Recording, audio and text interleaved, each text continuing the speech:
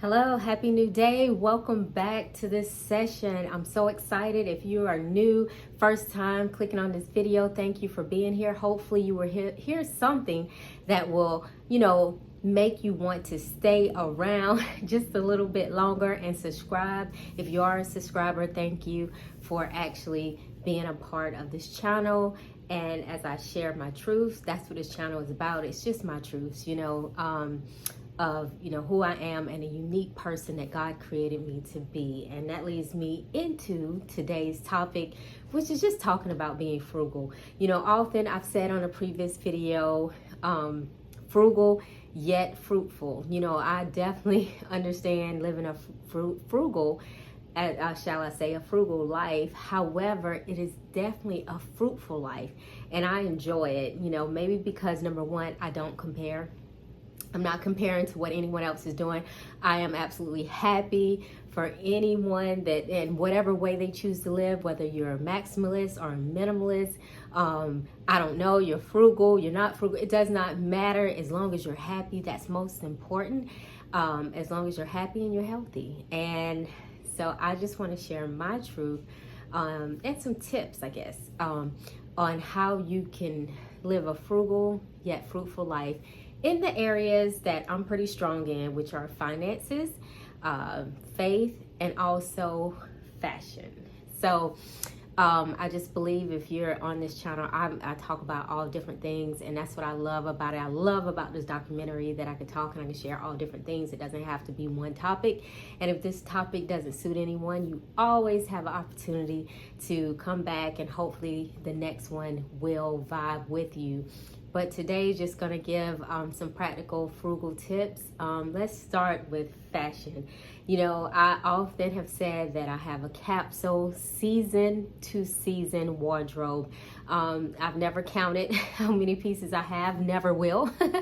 So for those of you that do that, I love it. I applaud you. I probably wouldn't honor that, but I do have a capsule wardrobe, which means I have a wardrobe that complements each other. It can actually, when I purchase something, I always have items that complemented that item in my closet.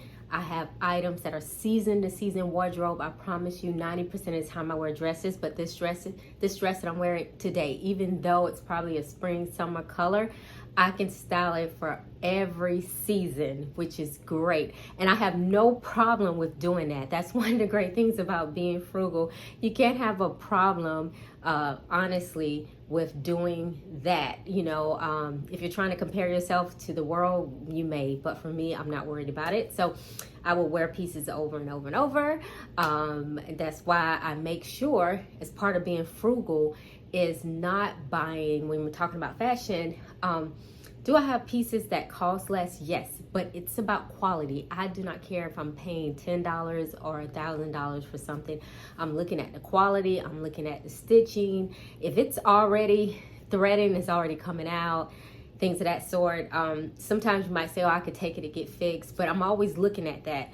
If it's already a step away from breaking apart, then I don't want to purchase that thing, because it's only going to last 1 or 2 washings or 1 or 2 dry cleaning. And that's not what I want. I want items that can last over time. So I'm not finding myself every month or every single week spending money on clothes. And I'm telling you, that is so freeing for me. It is definitely freeing, because it's not that, if you've been on this channel, I'm totally debt free. So I'm totally debt free. I can afford to purchase a lot of those items, but I choose not to.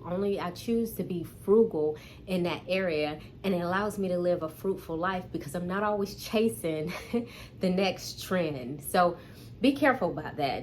So my tip here is that define a wardrobe for you, a capsule wardrobe. It does not have to be a certain number of pieces, but it's just a wardrobe that complements each other. Everything goes together. You open up the closet and you know that you can grab something to wear, or you won't have to grab something and say, oh wow, I don't have anything to wear with it. Then that's just a waste of your money, a waste of your time. So make sure you are purchasing items that just complement each other, you love value, and that you could wear from season to season. So So I spent a second there just to tell you that is an important key to my wardrobe.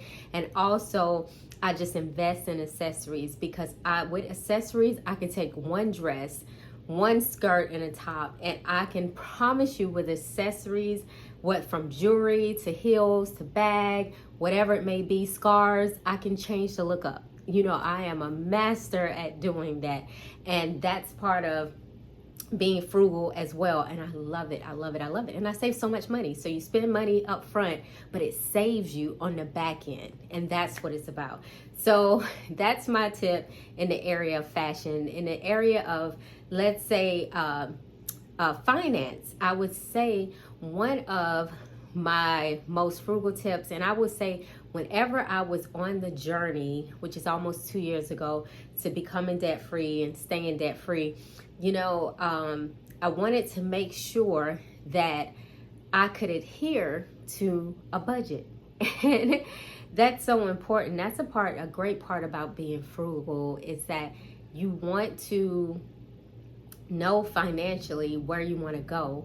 And once you've decided where you want to go, you just have to live within your means. I mean, goodness, there's so many people out there that are trying to live above their wage. I'm telling you, and I'm like, why are you trying to live above your wage? You know, it does not matter. And normally when people do that, it's just because you're comparing yourself to the world. I just challenge you with, don't do that. Do not try, you know, really act your wage. Make sure that you are living within your means. Make sure you are living within your budget, and your budget will tell you the next step, and your budget will save you. It will also save you money.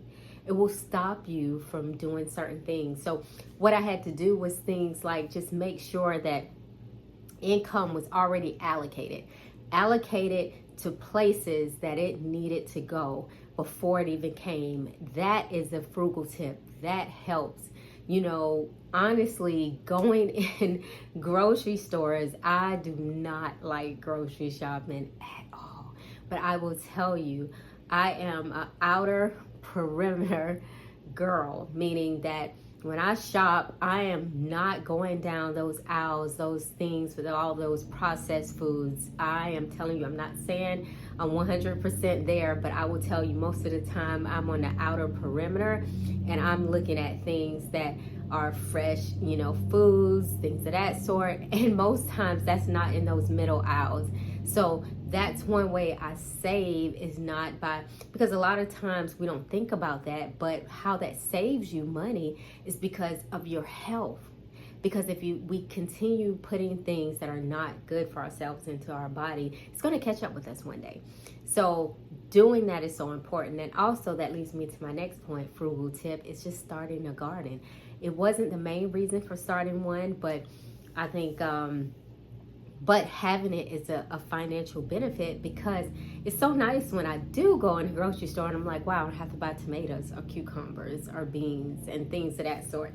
Like, I don't have to do that. I have those crop. I don't have to buy corn and things of that sort. And, you know, it's that it's really and it feels good because it's an organic garden. So at least a certain percentage of my body, I know I'm in control, and I'm putting those things in that are pesticide free. So that's a saver as well. Not to mention what I said earlier with clothing, because that also saves you money as well. And then lastly, in the areas of faith, I would say a frugal tip. Most times people do a lot of reading, I think, or listening to audios, things of that sort, on things that kind of build their faith, keep them going. I would tell you, there's probably, like, you could just find 5 of the greatest books that have been, or 3 to 5 of the greatest books that have been life-changing for you. Find them and continue reading them. It will save you money. You know, if you find 3 to 5 powerful, motivating messages or podcasts, whatever it may be, stick with those. Most times people start to spend a lot of money because every next book you're buying, not saying don't buy a great book that comes out, but I'm just saying, do you really need that many books? All you need is the most powerful ones that have been life-changing, and continue using them over and over again. So that is it. Those are, simply put, some of my frugal yet fruitful tips. hopefully it can help you. And thank you for being here. Hasta luego.